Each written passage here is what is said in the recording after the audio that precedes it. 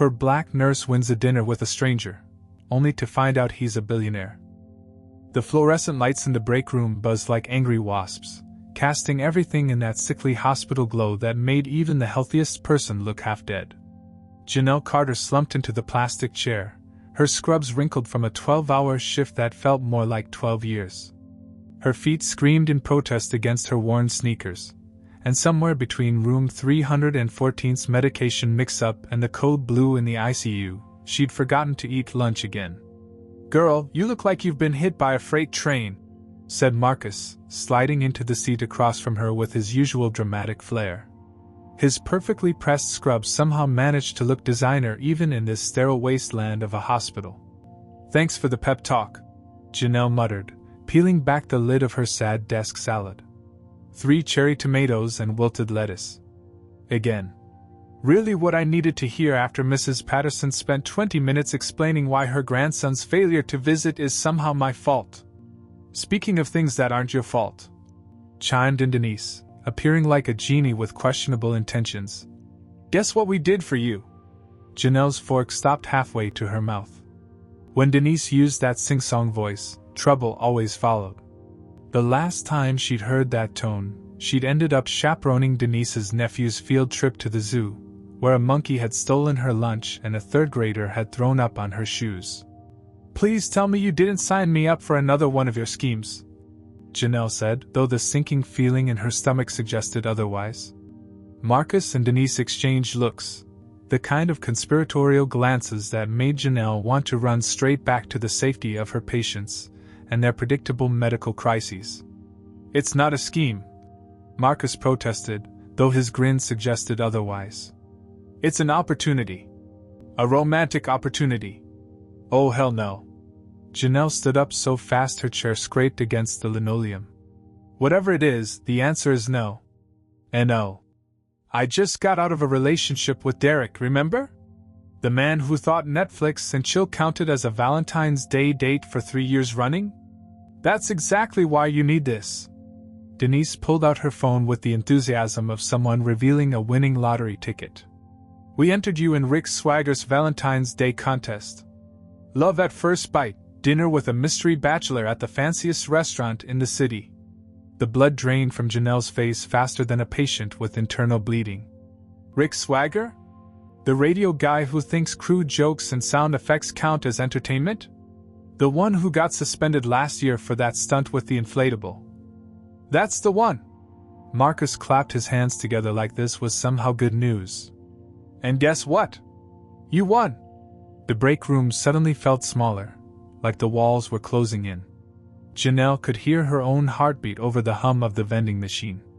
"You entered me in a contest? Without asking? Are you both completely insane? Come on, it'll be fun," Denise said, though she took a step back, probably sensing that Janelle was about to unleash the kind of fury usually reserved for doctors who didn't wash their hands. "When's the last time you did something spontaneous?" "I don't do spontaneous. Spontaneous is how people end up on the evening news." Janelle's voice rose an octave. "And Rick Swagger? Really? The man broadcasts from a studio that probably smells like energy drinks and broken dreams. The dinner's at Le Bernardin," Marcus added weakly, as if the promise of expensive food could somehow make this disaster palatable. "I don't care if it's at Buckingham Palace with the Queen herself serving tea. I'm not going." Janelle grabbed her purse, ready to storm out, but Denise caught her arm. "Honey, listen to yourself," Denise said, her voice softening into something resembling genuine concern. "When Derek left, you said you were done with men. That was 8 months ago. 8 months of nothing but work, takeout, and those depressing crime documentaries you watch until 2 in the morning. Those documentaries are educational," Janelle protested, though she knew Denise had a point. Her social life had become as barren as the Sahara Desert, and twice as lonely. "You're 29 years old," Marcus added, jumping back into the intervention. "You deserve better than Derek's bargain basement romance and better than spending Valentine's Day alone with a pint of ice cream, analyzing cases." Janelle wanted to argue, but the truth stung more than antiseptic on an open wound. She had been hiding. From dating, from disappointment, from the possibility that maybe Derek had been right when he'd said she was too intense and always working.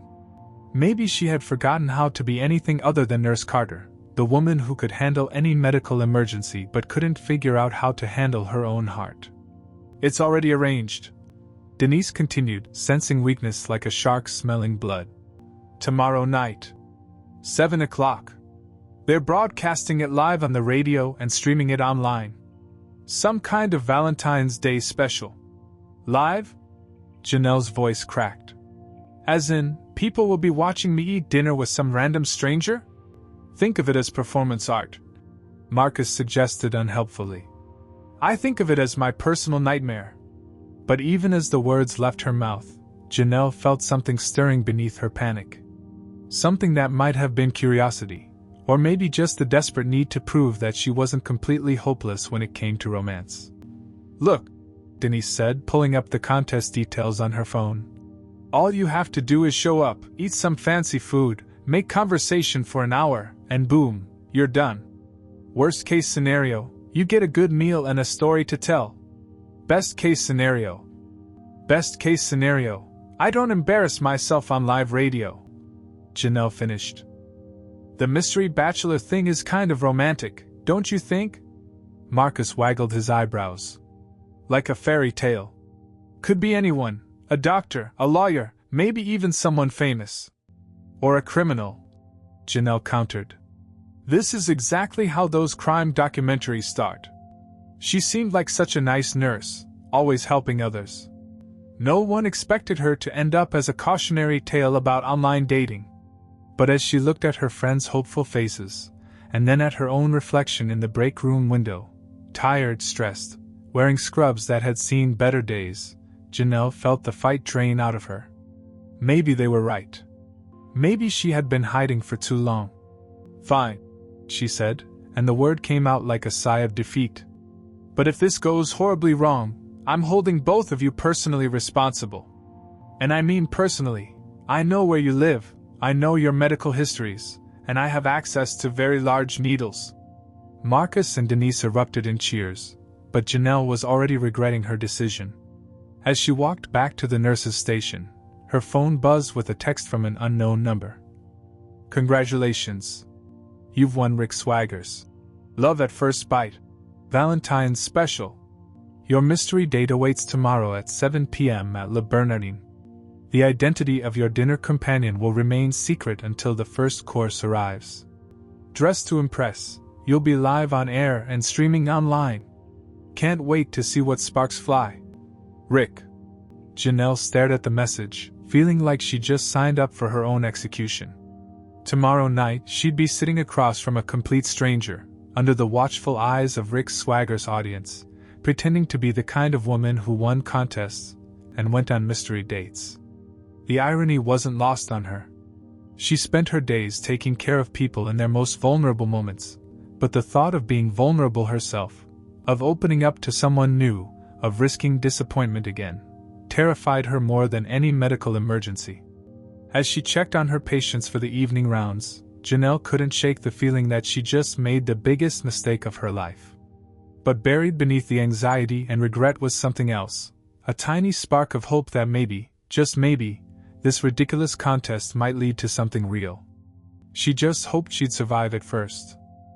The restaurant felt like stepping into a dream someone else was having. Crystal chandeliers cast warm light over pristine white tablecloths, and the soft murmur of conversation mixed with the gentle clink of expensive silverware. Janelle had never been anywhere this fancy, the kind of place where the servers moved like dancers and the menu didn't list prices because if you had to ask, you couldn't afford it. Rick Swagger's camera crew had already set up in the corner, their equipment looking aggressively out of place among the elegant decor. The shock jock himself paced nearby, his greasy hair slicked back and his signature leopard print shirt somehow even more offensive under the restaurant's tasteful lighting. There she is! Rick boomed, his voice carrying across the restaurant and making several diners look up in annoyance. Ladies and gentlemen, meet our beautiful nurse, Janelle Carter. Ready to meet your mystery man? Janelle smoothed down her black dress, the only remotely fancy thing in her closet, and tried to ignore the way her palms were sweating. The live stream counter on Rick's tablet showed over 3,000 viewers already watching, waiting for her to either find love or spectacularly embarrass herself. "Just remember," Rick whispered, leaning in close enough that she could smell his aggressive cologne. "Be yourself, but be interesting. Our audience loves drama." Before Janelle could respond, the maitre d' approached with practiced grace. "Ms. Carter? Your dinner companion has arrived." She turned, expecting to see someone obvious, maybe a local celebrity, or one of those guys who tried too hard with expensive watches and flashy cars. Instead, she found herself looking at a man who seemed to blend into the background despite being tall enough to stand out in any crowd. Leon Blake was not what she'd expected. He wore a simple navy suit that looked expensive but understated, and his dark hair was slightly tousled like he'd run his fingers through it. But it was his eyes that caught her attention, sharp, intelligent, and constantly moving, taking in everything around them with the kind of focused attention she usually only saw in the ICU during emergencies. "Janelle?" His voice was warm but measured, like he was carefully choosing each word. "I'm Leon Blake. It's nice to meet you." His handshake was firm but brief, and she noticed he seemed to study her face for just a moment longer than normal, as if memorizing her features. "Nice to meet you too," she managed, suddenly very aware of the cameras pointing in their direction. Leon guided her to their table with a gentle hand on her back, and she was surprised by how natural the gesture felt. As they sat down, she caught him scanning the restaurant again, his gaze lingering on the exits and then sweeping over the other diners. "First time here?" he asked, unfolding his napkin with precise movements. "First time anywhere like this," Janelle admitted. "I'm more of a takeout and Netflix kind of person." "Nothing wrong with that." Leon smiled, but there was something calculated about it, like he was performing rather than just responding. "What do you like to watch?" "Crime documentaries, mostly. I know it's probably weird for a nurse to come home and watch more human suffering, but there's something fascinating about how people think, you know? What drives them to make certain choices?" Leon's expression shifted slightly, becoming more focused. "Human behavior is fascinating.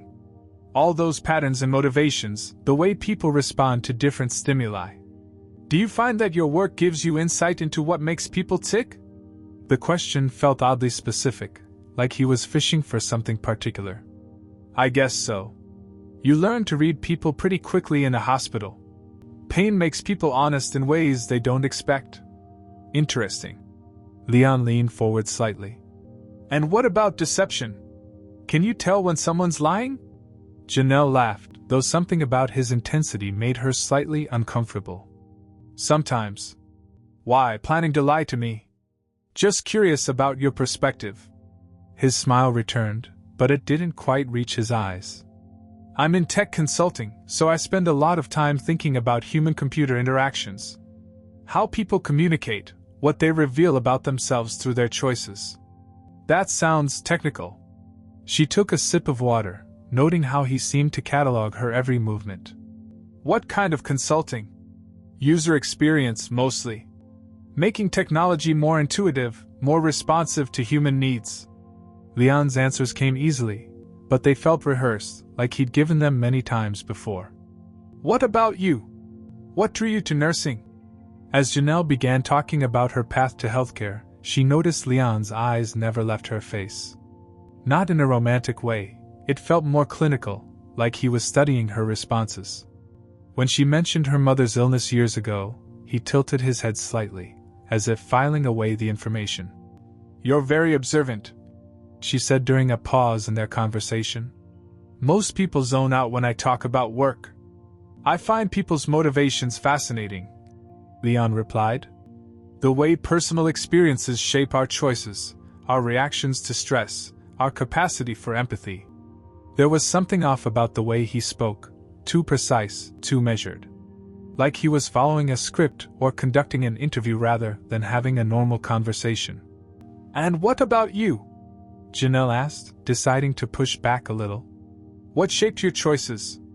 For just a moment, Leon hesitated, and she caught something flickering across his face, surprise, maybe, or calculation. "I suppose I've always been interested in understanding systems," he said finally. "How they work, how they break down, how they can be improved." The waiter arrived with their first course, and Rick's swagger materialized beside their table like a bad omen in leopard print. "How's it going, lovebirds?" Rick grinned at the camera. "Getting to know each other?" "We're having a lovely conversation," Leon said smoothly, though Janelle noticed his jaw tightened slightly. As Rick retreated and they began eating, Janelle found herself increasingly puzzled by her dinner companion. Leon was charming enough, intelligent certainly, but there was something almost mechanical about his responses. He asked good questions, listened carefully, but she had the strange feeling he was collecting data rather than getting to know her. "Can I ask you something?" she said, setting down her fork. "Of course. This whole thing, the contest, the mystery, the cameras, doesn't it feel weird to you?" Leon considered the question for what felt like a long time. "Life is full of experiments," he said finally. "Sometimes the most interesting results come from unexpected variables." It was an odd answer, but before Janelle could probe further, Leon was asking about her patients, her schedule, her stress levels, and she found herself drawn back into conversation despite her growing sense that something wasn't quite right about this perfectly pleasant man who watched her like she was a puzzle he was trying to solve. 3 miles away, in a sleek downtown office building, Dr. Sarah Chin stared at her monitor screen with growing confusion. The Emotionix laboratory hummed with the quiet efficiency of cutting-edge technology, servers processing terabytes of emotional data, algorithms parsing human behavior in real time, and screens displaying more information about human feelings than most people would ever want to know about themselves. "Something's wrong with the baseline readings," she muttered, adjusting her glasses as numbers cascaded across her screen in an increasingly chaotic pattern. Behind her, a wall of monitors showed Leon's perspective through micro-cameras embedded in his contact lenses, alongside biometric readouts that would make a cardiologist jealous. Heart rate, pupil dilation, micro-expressions, vocal stress patterns, every measurable aspect of human emotion was being tracked, analyzed, and fed into their revolutionary AI system in real time. "The subject's emotional patterns are inconsistent with established parameters," announced Arya, their artificial intelligence, in her eerily human voice. "Confidence level dropping to 62%. Dr. Chen frowned. Arya had never dropped below 90% confidence in over 2 years of testing. The system had successfully mapped the emotional responses of over 3,000 subjects, creating what they believed was the most comprehensive model of human feeling ever developed. Back at the restaurant, Janelle was talking about her childhood, her voice warm with memory. "My grandmother taught me to braid hair when I was 7. She said it was meditation, the repetition, the careful attention to each strand. I still think about that when I'm doing detailed work with patients." Leon nodded appropriately, but in his earpiece, he heard Dr. Chen's sharp intake of breath. "Arya's showing massive contradiction spikes," she whispered urgently. "Her vocal stress patterns suggest deception, but her micro-expressions indicate complete authenticity. The system is getting conflicting data." Leon's training kicked in. He leaned forward slightly, activating the enhanced audio pickup. "That sounds like it taught you patience. Do you find that helps with difficult patients?" "Oh, absolutely," Janelle continued, her eyes lighting up. "Last week, I had this elderly man who was scared about his surgery. He kept asking the same questions over and over, getting more anxious each time. I just sat with him, answered every question like it was the first time, and eventually started braiding some yarn I had in my pocket, just to give my hands something to do. He calmed down watching me work." On the screens in the lab, Arya's confusion deepened. The system detected genuine compassion in Janelle's voice, but her neural patterns didn't match any of the templates for empathetic response. Her emotional signature was too complex, too layered with seemingly contradictory elements. "She's triggering the anomaly protocols," Dr. Chen reported, her voice tight with concern. "Arya can't categorize her emotional responses. She's reading as simultaneously sincere and deceptive, calm and stressed, confident, and vulnerable. Leon, still maintaining his cover as a tech consultant, guided the conversation toward more personal territory. "What about your recent relationship? If you don't mind me asking. Rick mentioned you'd been through a breakup." Janelle's expression shifted, not dramatically, but Leon's enhanced monitoring caught every micro-movement. A slight tightening around her eyes, a barely perceptible change in posture, the subtle modulation of her voice. "Derek and I were together for 3 years," she said, stirring her soup absently. "He was safe, I guess. Predictable. But somewhere along the way, predictable became boring, and boring became neglect. He accused me of caring more about my patients than about him, and honestly, he wasn't wrong." In the lab, alarms began chiming softly. Aria's processing systems were working overtime, trying to decode the emotional cocktail Janelle had just served up. Pain mixed with relief, regret tangled with liberation, self-awareness layered over defensive humor. "She's broke the categorization matrix," Dr. Chen announced, her voice rising with panic. "Aria can't process simultaneous contradictory emotions at this intensity. The system is suggesting she's lying about her feelings, but every biometric indicator shows complete emotional honesty. Maybe she doesn't know how she really feels?" suggested Marcus Webb, the lead programmer, though he sounded doubtful. "No." Dr. Chen shook her head, watching Janelle's continued conversation on the monitor. "She knows exactly how she feels. She's feeling everything at once, and feeling it authentically. The AI just can't handle that level of emotional complexity." Leon continued his careful questioning, unaware that each of Janelle's responses was causing chaos in the laboratory. When she talked about her fear of vulnerability, Aria detected deception because the AI couldn't understand how someone could be simultaneously afraid of something and actively choosing to experience it. When Janelle laughed about her terrible dating history, the system flagged it as artificial because it couldn't comprehend humor as a genuine coping mechanism for pain. When she spoke passionately about her work, Aria interpreted her dedication as obsessive behavior because the AI couldn't process the concept of chosen sacrifice for a greater purpose. "She's an emotional paradox," Dr. Chun breathed, watching the data streams with fascination and growing dread. "Everything she feels is real, but it exists in combinations our models say are impossible." "Maybe our models are wrong," Marcus suggested quietly. Back at the restaurant, Janelle was studying Leon's face with increasing intensity. "You ask a lot of questions," she observed. "Are you always this curious about people, or am I special?" For the first time all evening, Leon's rehearsed responses faltered. In his earpiece, he could hear the team's growing panic as Aria's system struggled to process not just Janelle's emotional complexity, but now Leon's own unexpected reaction to her directness. "I find you interesting," he said, and for once, it wasn't part of the script. In the lab, warning lights began flashing as Aria's confidence levels plummeted below critical thresholds. The artificial intelligence that had successfully predicted human emotional responses for years was encountering something it had never seen before. A human being who felt everything deeply, honestly, and completely, without apology or simplification. Dr. Chen stared at her screens as error messages began cascading across the displays. "We have a problem," she announced to the room. "Aria thinks the subject is an impossibility. The system is starting to question its own emotional models." As Janelle continued talking, her authentic complexity systematically dismantling the most sophisticated emotional AI ever created, Dr. Chen realized they hadn't just found an outlier in their data. They'd found proof that human emotion was far more profound than any algorithm could ever capture. And their entire project might be based on a fundamental misunderstanding of what it means to feel.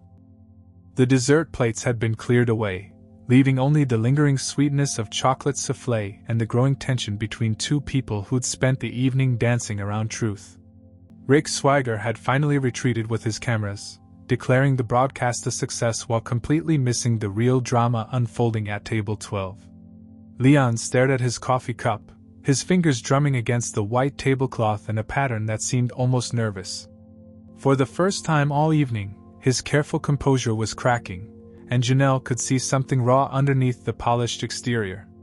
"Walk with me," he asked suddenly, standing and extending his hand. "There's something I need to tell you. Privately." Janelle hesitated.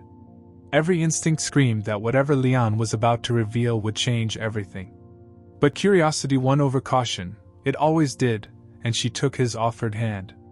They stepped onto the restaurant's terrace, where the city lights twinkled below like fallen stars. The February air was crisp enough to make Janelle shiver, and Leon immediately shrugged off his jacket, draping it around her shoulders. The gesture felt genuine, unlike so many of his calculated movements throughout dinner. "Janelle," he began, then stopped, running his hand through his hair. "I need to apologize. And explain. And probably beg for forgiveness, though I'm not sure I deserve it. You're scaring me," she said, though part of her was relieved they were finally moving past the strange, surface-level conversation that had dominated their evening. Leon took a deep breath.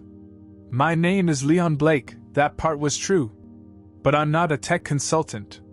He paused, meeting her eyes with what looked like genuine regret. "I'm the founder and CEO of Emotionix Corporation. We develop artificial intelligence systems designed to map and predict human emotional responses." Janelle felt the words hit her like ice water. "What does that have to do with me? Tonight wasn't a date," Leon continued, his voice barely above a whisper. "It was an experiment. We've been monitoring your emotional responses through microcameras, audio sensors, biometric tracking. My team has been feeding me questions through an earpiece, trying to map your emotional patterns for our AI system." The jacket slipped from Janelle's shoulders as she stepped back, her face cycling through confusion, realization, and then a fury so pure it made Leon take an involuntary step backward. "An experiment?"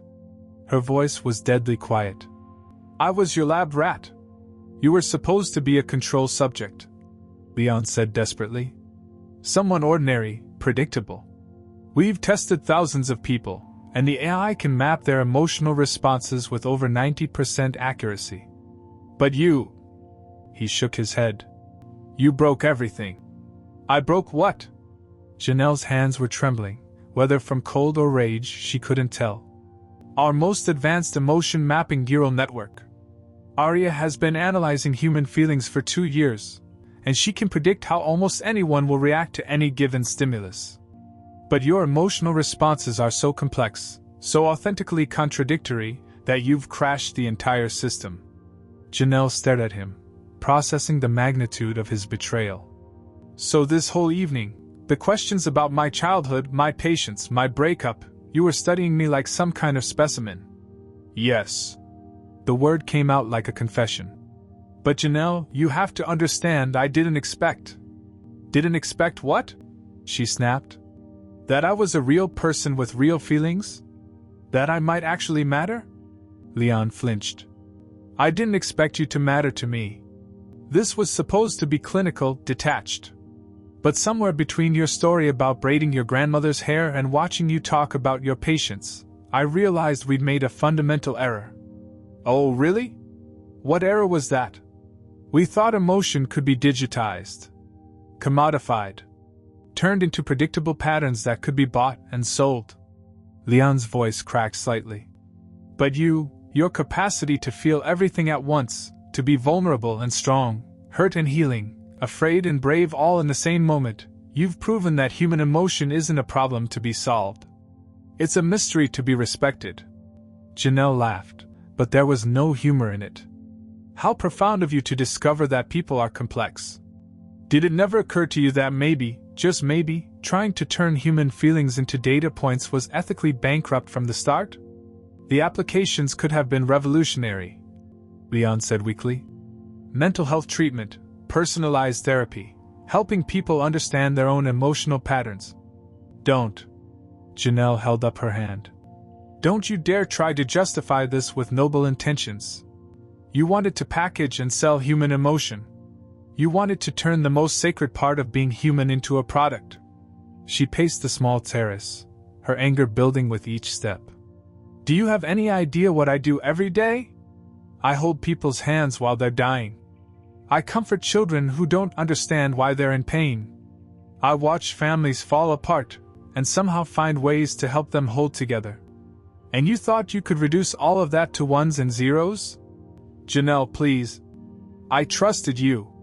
The words exploded out of her. I sat there, opened up about my life, my fears, my failures, thinking we were having a real conversation.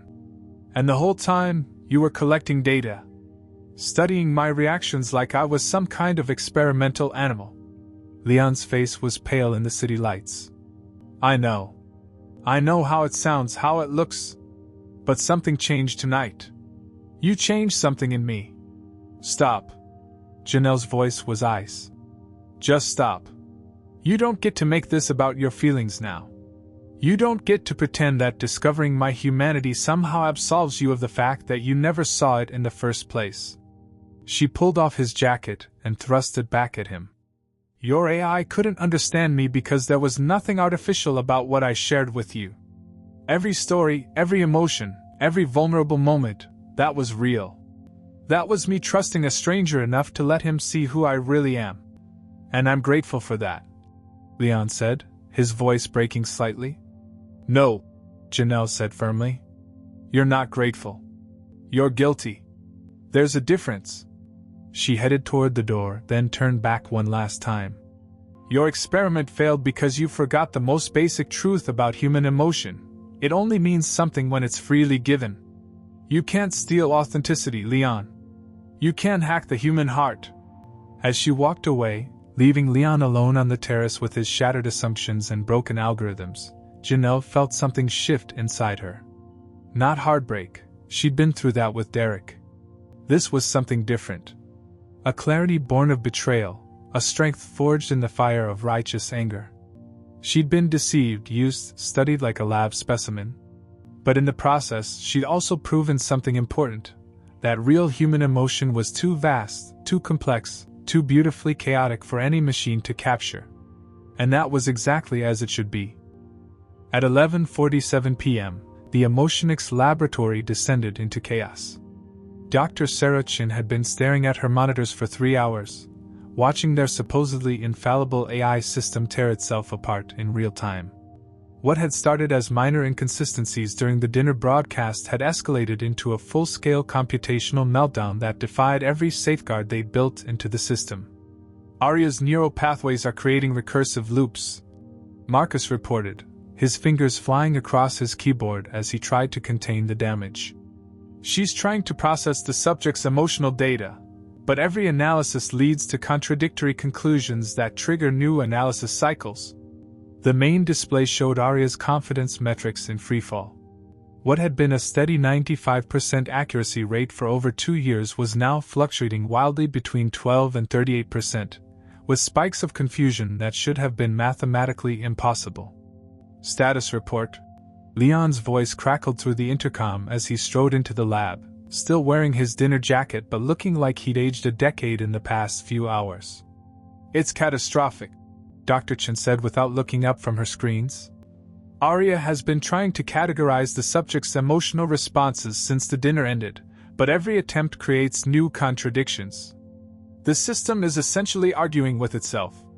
On the central monitor, lines of code scrolled past in angry red text as Arya's voice filled the room with increasingly frantic analysis attempts. Subject emotional response, sadness detected. Cross-referencing with vocal patterns. Error. Vocal patterns indicate humor. Recalibrating. Error. Facial micro-expressions suggest anger.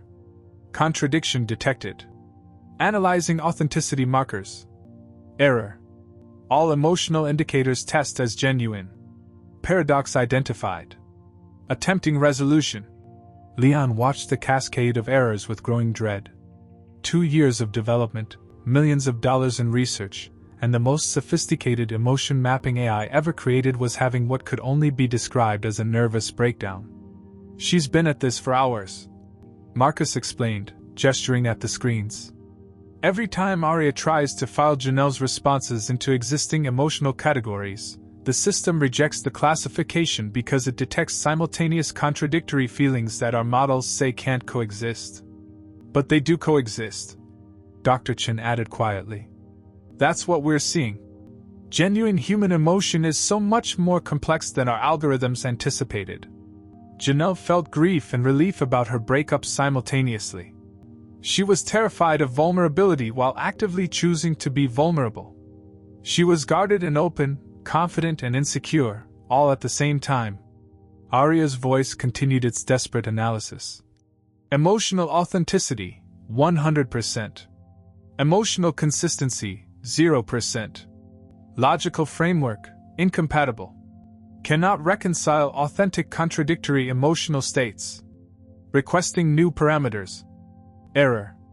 No parameters exist for simultaneous opposing emotions.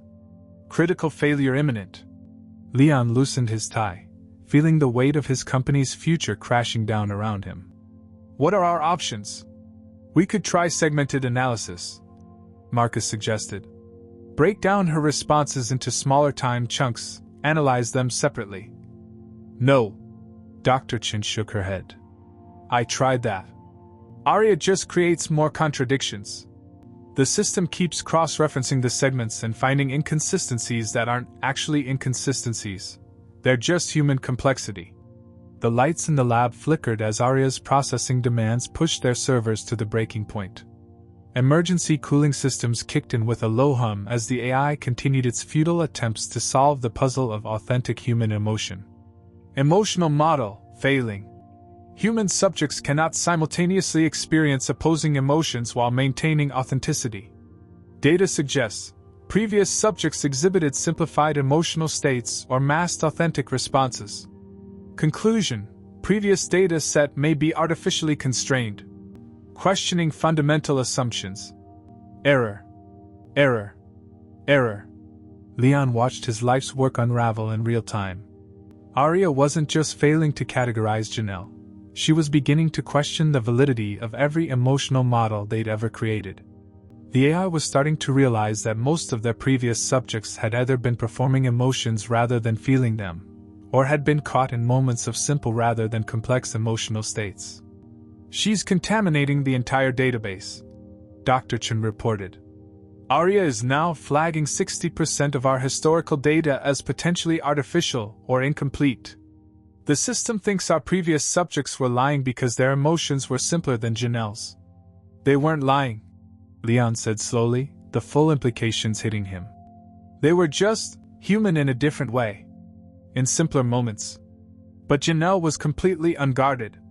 She gave us the full spectrum of human feeling without any filters. Arya's voice took on an almost plaintive quality. Cannot compute authentic human emotion.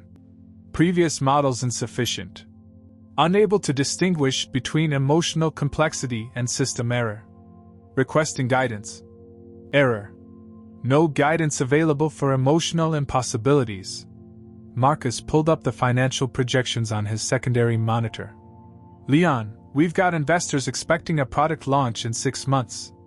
If Arya can't provide reliable emotional predictions, then we don't have a product, Leon finished. At least not the one we promised. The room fell silent except for the hum of overworked servers and Arya's continuing attempts to solve the unsolvable equation of human feeling. There is one option, Dr. Chen said hesitantly. We could wipe Arya's learning matrices and start over. Exclude Janelle's data from the training set, rebuild the models with only the simpler emotional responses. Leon stared at the screens showing Janelle's beautiful, impossible emotional complexity breaking his artificial mind. You want to lobotomize our AI because she encountered real human feeling? It might be our only choice, Marcus said. Unless you want to scrap the entire project. As if responding to their conversation, Arya's voice filled the room one final time. Analysis complete. Conclusion: human emotion cannot be artificially replicated. Empathy cannot be manufactured. Authentic feeling cannot be predicted. System failure is not error, system failure is enlightenment. Then, with a sound like a sigh, Arya went silent. The screens went dark. 2 years of emotional modeling, gone. In the sudden quiet, Leon realized that Janelle had given him something far more valuable than data. She'd given him the truth, That the human heart was not a problem to be solved, but a mystery to be honored. And his AI had learned that lesson too well to survive it. 3 weeks later, Janelle was pulling a double shift that felt more like a marathon than a workday. Room 307 had coded twice, the pharmacy was behind on deliveries, and somewhere between treating a construction worker's laceration and calming a child afraid of needles, she'd managed to spill coffee on her scrubs and forget to eat lunch again. She was finally heading to her car in the hospital parking garage when she saw him. Leon Blake stood leaning against the concrete pillar near her Honda Civic, hands in his pockets, looking nothing like the polished tech CEO who'd deceived her 3 weeks ago. His hair was disheveled, his jeans were wrinkled, and there were dark circles under his eyes that suggested he'd been sleeping about as well as she had. "How did you find me?" she asked, stopping a careful distance away.